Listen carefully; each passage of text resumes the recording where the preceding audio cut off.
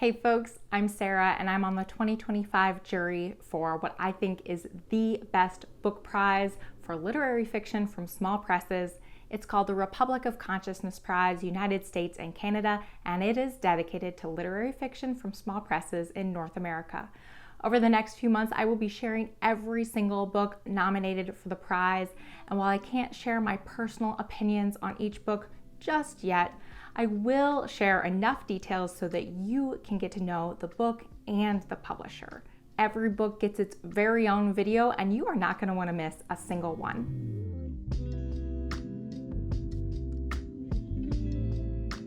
Book number 6, and again, this is in no particular order.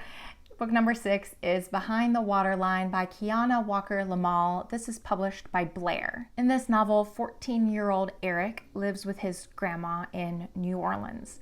His grandma is seen by their local neighborhood as a bit crazy, and she does have some odd quirks. But Eric knows very little to nothing about the rest of his family other than his grandma.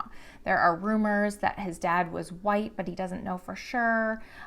His mother died when he was born, so he doesn't know much or anything about her either, and his grandma really won't talk about any of it. So he's kind of left to imagine who his family is and what they were all about.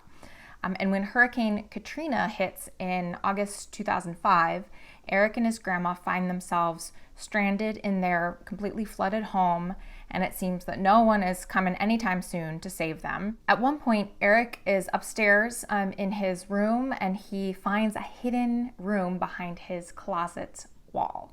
And he makes his way into this room and finds that it is filled with historical documents and framed articles and things like that.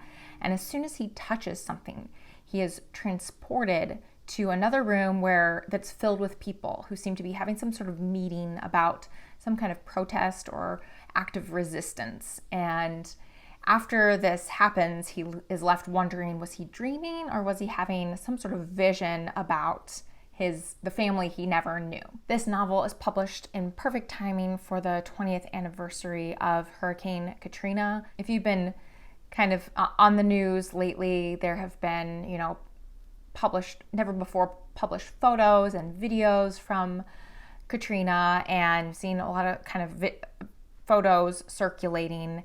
This novel vividly brings to life what it was like, not that I would know, but it seems to vividly bring to life what it was like to live through Hurricane Katrina in like the hardest hit area of New Orleans, but not just what it was like to live through the flooding itself, but also the aftermath and kind of where people were sent and what they had to go through once they were displaced from their homes, which was honestly for me just as horrifying as living through the flood itself.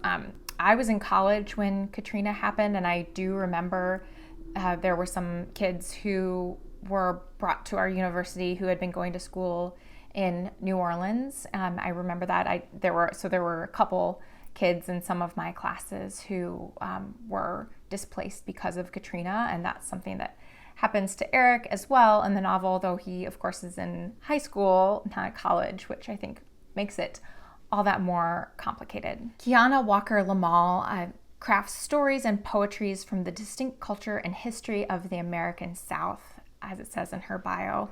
And Behind the Waterline is her debut novel, and it was chosen as the winner of the Lee Smith Novel Prize by the contest judge, the writer Deisha Filia. Blair, the publisher, is a nonprofit press based in Durham, North Carolina. They publish about 10 to 12 books per year, and they say, "We strive to publish quality writing, focusing on authors and subjects historically neglected by mainstream publishers, including authors of color, authors with disabilities, and LGBTQ+ authors. True to our roots in North Carolina, we look to the many voices of the South and beyond as sources of work and inspiration."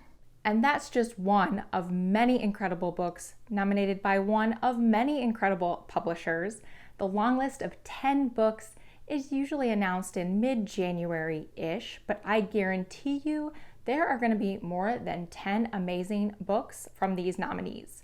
So if you love offbeat, under the radar literary fiction, you are going to want to follow along. click above or below for the next nominated book. If I've filmed it, it'll be available there. If not, stay tuned for just a little while longer. And in the meantime, you can click the playlist below that will contain all of the nominated books that I've shared so far.